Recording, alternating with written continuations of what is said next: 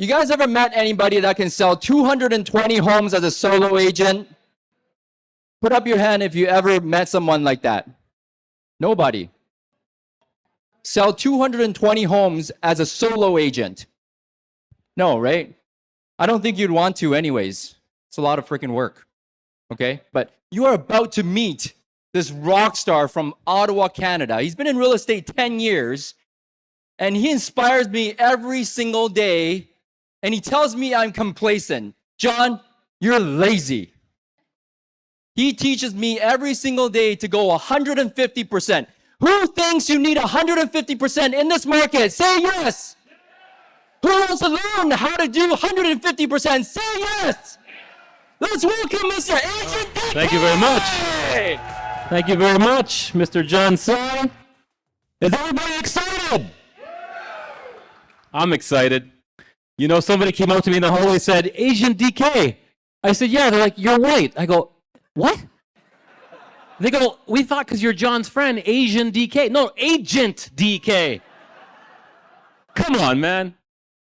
Come on. All right. I'm very excited. It's true. I think funny. This is my brain. All right, guys. So we're going to, my favorite movie is Back to the Future. We're going to go back and forth through time. I have 20 minutes. Very hard for a Greek. So I'm going to do my best. Here we go. What I'm going to talk about is how 100% effort is not enough, beyond motivation. How to create quantum leaps in real estate and in your life. This is something that I did, and I'm going to tell you how. I need to give you perspective, all right? A little bit about me. Actually, 12 years in real estate, John. 12 years full-time. That's okay. I have personally completed 1,500 transactions, averaging between, thank you, averaging between 115 and 130 sales per year. I have made millions and millions and millions of dollars. Thank you. And thank you. My best year was 2.5 million GCI to me, not to team. And I have no debt. I own several properties, cars, toys, watches, zero debt. So it is possible. And I experienced quantum leaps, okay, in my business and in my life, but not all at the same time. Everyone has a story, and we've heard some amazing stories. This is mine. This is the house that I grew up at, 3180 Bannon Way. It was about 1,100 square feet. It was myself, my sister, who were very close. She's 2 years older than me. When we were younger, everybody thought we were twins. We looked so much alike. My mom and my dad. My mom was a waitress. My dad was a cook. Immigrant parents from Greece. Every day my parents weren't fighting was, it was random. Just let's say every day they were fighting. It was not a happy home. That was my normal. And they never had money because my dad also had a bad gambling problem. So every day there was screaming and fighting, and normally you'd wake up in the middle of the night to screaming and fighting, usually over money. The window above the front door was my room. Actually, it was my uncle's room because he moved from Greece to stay with us to make money to send back to Greece. So I shared the room next to that with my sister for 8 years. All of us living with one bathroom in 1,100 square feet. Very interesting. So I didn't actually have my room for a while. My parents bought that house in the late 70s for about $50,000. So how could it get any worse? It did get worse. When I was 15 years old, my sister was 2 years older. She had what's called a brain aneurysm, and she almost died. She was in a coma for a year. And we didn't know if she was going to make it. They came to my house, they measured for ramps and wheelchairs and all grab handles and stuff. And, every day I had to be strong because my mom was losing one kid and I didn't want her to see me sad. So I would, pretend to be strong and then, buckle at home when I was alone. And it was tough. It was very tough. But the problem is my dad kept gambling. So, my mom was waitressing, no money there because she stopped working. She was with my sister every single day. I'm 15 years old. Now I'm thinking, I have to step up. I have to take care of my family. And, this picture represents a lot for me. So this was the beginning. And this was me parking in my $300,000 Lamborghini in front of that house 20 years later. Thank you. Now, it's not about the car. It's about who you become on the path to achieving that car. Car is fine. I mean, it's pretty freaking cool, but on the way to that car, I bought my mom a house. I take care of my dad. You know, they got separated when I was 20. So I put an outline to show you how small the house was, but they sold that house for $120K. The car was $300. You know, I never imagined in a million years that would be me because proximity is power and I didn't have any exposure to that. All I knew was money was scarce, but I never let it get to me. I always said, I'm going to be different. I'm going to be that one to change the trajectory of my family. I'm going to do it. I always stayed positive. And, you know, again, along the way, I made a lot of money and I got the nice stuff. Now, this is painful to watch. Sorry for the people in front of the screens. Shit. So that's my son Costa. That was me at 30 years old. So now I'm 44, but that was me at 30, just starting into real estate. I was 2 years in, made about 50 grand. And I thought at that time I was giving it 100% effort. I thought. Clearly I wasn't in some aspects. So, you know what's cool about this picture? Look at Costa's face. He doesn't give a shit. He just wants to be with dad, right? That's what's so cool about kids. Now this one's even worse. My apologies to everybody in the front of the screens. There you go. There's the money shot.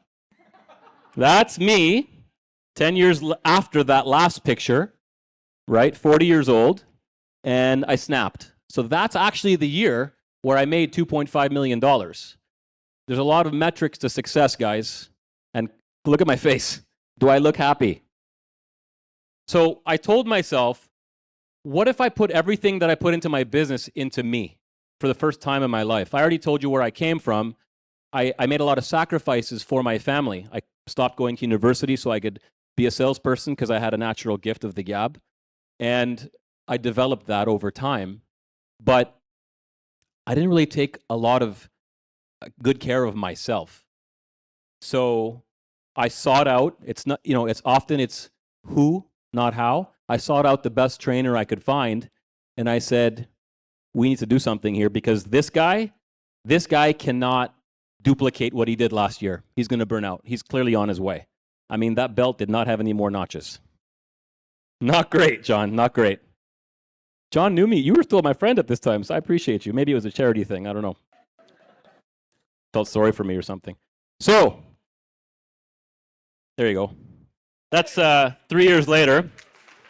I sought out, thank you. I sought out the best trainer I could find, and within 90 days, I lost 40 pounds. And then I got too skinny, and then I put on a lot of muscle. And here we are 3 years later, and still have that body. And I'm very proud of myself because I have become, I feel like the best version of me. At least I'm on that path, and I can take much more now. My stress levels are better. My relationships are better. And I was realizing that I'm just trying to delay how long I'm on this slide. Can you tell? Just going to keep talking. Got 12 minutes left. Soak it up. Soak it up. All right, we'll get moving. You guys get it though, right? So, do you give 100% effort in your business? Raise your hand if you think you give it 100% every day. Okay, one person full of shit. Two, perfect. Here's the deal. Even when you think you're giving it 100%, you're not. Everybody always has more in them. Your intentions might be that you're giving it your all, but you always have more. And 100%, even if you did, is not enough to create quantum leaps because there's probably something you don't know, right? It's what you don't know is what's going to get you there. So here's the limits of 100%. Number one, skill gap. Superior skills of competitors can diminish the impact of your 100%. For example, par exemple, as they say in French, Aaron Novello, John Sy at their peak, no longer in production, thousands of sales, highly skilled, highly trained. Raise your hand if you're new. I saw you put up your hand. Okay. So what are the chances of you beating these guys on a listing appointment with a 91% closing ratio? You're new. Now, could you? Of course. Of course you can. But likely, probably not. You see why 100% is not enough? There's other reasons. So number two, energy and enthusiasm. Higher energy and enthusiasm often outperform mere effort. Who here knows Brent Gove? The man has more enthusiasm on his pinky finger than most people have in their body.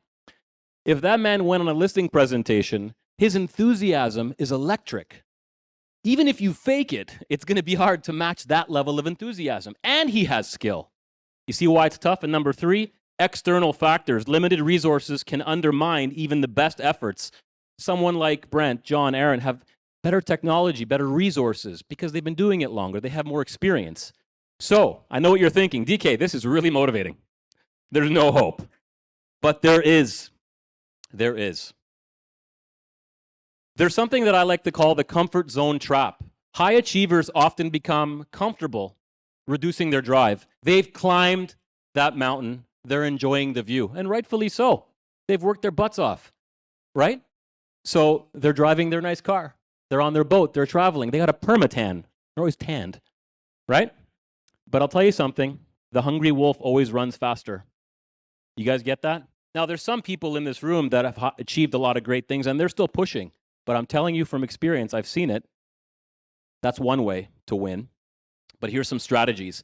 I'm going to talk about real estate because I think we're mostly real estate agents, no? Intensify lead follow-up. Multiply your efforts by 10x. Now, here's the beauty of this. It only takes 3 to 5 years to create a business that will sustain you a lifetime if you put everything you have into it. So I'm not talking the rest of your life here. But if you can do this and build systems out, you're set for life. Be early, be prepared and thorough, know your numbers, and don't just bring your comps. Visit them in person. Watch. Mr. and Mrs. Seller, I brought some comparables with me tonight so we can come up with an evaluation, a price to set on your home in order to cause it to sell. Most real estate agents, yes? Mr. and Mrs. Seller, I have brought with me some comparables in order to assess what price we should set on your home in order to get it to sell. However, I've taken it a step further. And as part of my customer service, I went and visited those comparables, and I was in these homes. And I can tell you, Jennifer and Keith, 100%, your home is superior to home A, B, and C. However, your home is inferior to home D because I've been in that home and I've seen it. This one smells. This one backs on the power lines. This. Now, by the way, Jen and Keith, when you hire me to list your home and the other agents use the other homes here to try and drive your price down, I have that confidence to defend your hard-earned equity because I've been inside of all those homes. Did the other agents go in those homes? Who's going to get the listing? Why? I'm doing more than 100%. You guys get it? That's what I mean. I'm trying to give you guys examples here. Boost your enthusiasm. It's contagious. When you go on a listing appointment, guys, when I get there, what was that? There you go. Vancouver. This stage is not meant for Greek people. You need to boost your enthusiasm, guys. Get excited. Do you know often when I go on a listing appointment, I don't sit? And they're like, please sit. Side story. My dad used to have a restaurant, and he'd say to the customers, please sit, shit here. Please sit. Sir, sit down. Please, sir, shit and eat. No wonder the restaurant's closed. He never made any money, you know. Shit here, shit there. So I don't sit. And they say, wouldn't you like to sit? I said, no, I'm so excited. And I want to get the hell out in 20 minutes, right? That's the real reason. I'm so excited to be here. I can't possibly sit that. Did the other agent sit down? You're kidding. Wow, I ain't sitting. I'm too excited. Elevate your professional attire to command respect and exude competence and confidence. Often, they expect you to show up. Now, you don't have to listen to what I'm saying. You don't have to agree. I'm telling you what worked for me. But I would show up and they'd say, are you going to a wedding? I'd say, no, I'm going to work. I always thought I need to dress like the person I need to become, not the person that I am. And I wanted to become a millionaire, so I wanted to look like $1 million. You want to look like $1 million? Okay. Well, do it. Get your power suit. This is my power suit. When I put it on, I feel like nothing can stop me. I walk differently. I talk differently. I asked the music guy to play Superman music when I walked up here. Didn't get it. You know what I'm saying? I feel like Superman. Nothing can stop me. This is my suit of armor. Outwork everyone else. I'm sorry, Aaron Novello. Opposite of what you said. Outwork everyone else.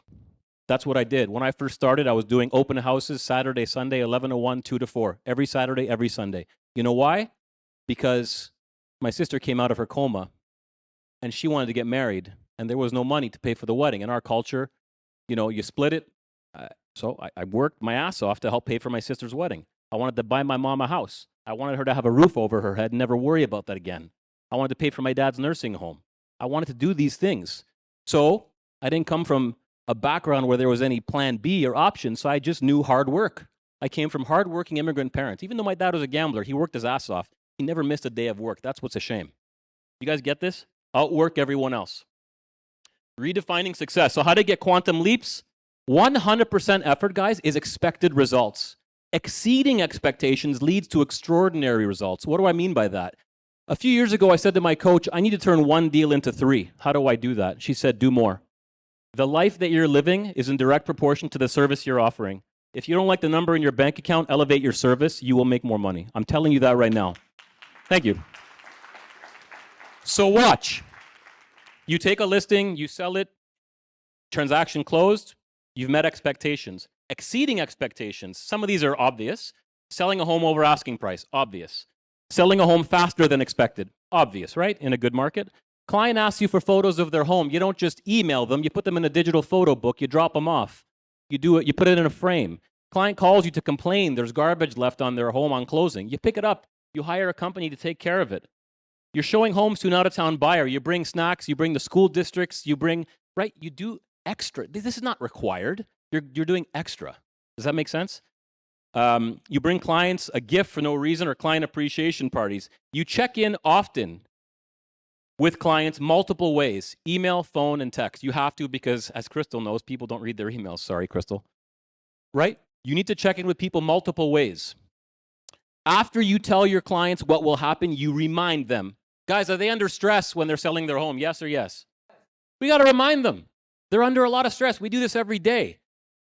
Right? They do this once or twice in a lifetime. And this is the most important thing I've set up here in my 20 minutes here. Communication. Contact them before they contact you. Every single time a client calls you, you are not meeting their expectations. Does that make sense? Have you ever said to yourself, shit, John's going to call me. I just know it. There was feedback and he saw what it said and they're comparing it against another home. The phone rings. You should have called him first. Every single time a client is calling you, you're dropping the ball. You are not exceeding expectations. You need to over-communicate with your clients. The very definition of customer service in our industry is communication. It is not complicated. They want to hear from you. They're nervous, they're stressed. Does that make sense, guys? This is the most important thing I can teach you. When I got into real estate 12 years ago, I started asking around, what's the biggest problem in this industry? I never heard from my agent. So I'm like, I'm going to over-communicate. I'm just going to do it like, so watch, you're at a restaurant. Waiter comes over. Would you like more water? Sure. Meeting expectations. You're at a nice restaurant. Waiter comes over, refills my water and walks away, exceeding my expectations. You guys get it, how this works? When I was a kid, in that little house, my mom would always cook food for 50 people. I'd say, Ma, why? There's 4 of us. This is when I was a kid. And she'd always say, you never know who's going to come over. And you never want them to feel embarrassed that we're eating and we don't have enough food for them. Always do more, she'd say. Always have more. And if not, we have leftovers. So you guys get it? So it was just ingrained in my mind. Always do more. That's how you create quantum leaps in business and in life. Sit down with your clients. Ascertain what it is they need. Do it, but do it more at a higher level. Communicate more. You guys get that? That's why we have 350 Google reviews, and we just started like a couple years ago, and we don't ask them. They just do it. 5-star, all of them. And I go on listing appointments often, and people say, wow, are these real? Yeah, they're real. It's pretty cool. That's the key to success. Help others get what they want, and you will get what you want. Guys, I'm incredibly grateful to all of you. And that's my contact information. If you have any questions, I would be more than happy to assist. Thank you for your time.